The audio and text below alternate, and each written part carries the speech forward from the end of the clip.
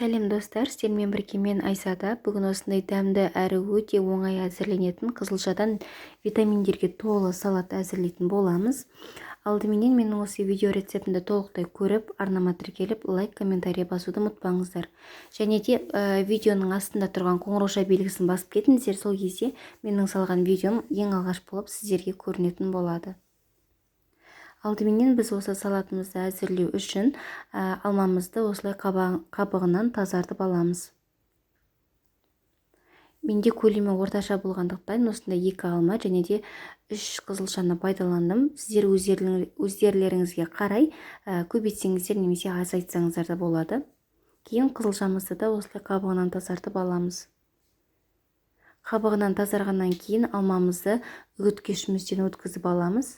Және де алмамыздың үстіне қызылшамызды да үгіткішімізден өткізіп аламыз.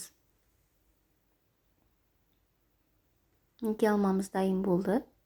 Енді қызылшамызды өткізіп аламыз. Өте оңай жасалады. Сіздер де күнделікті жасап көрсеңіздер болады үйлеріңізге, немесе қонақ келген жағдайда дастарханға қойсаңыздар да болады.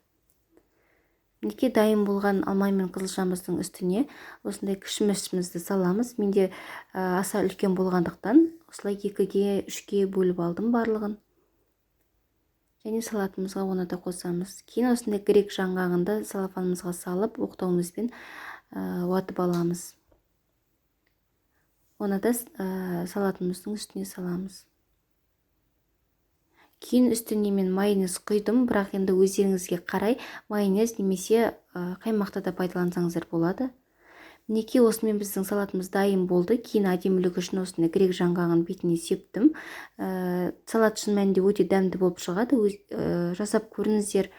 Арнама тіркеліп, лайк, комментарий басуды ұмытпаңыздар.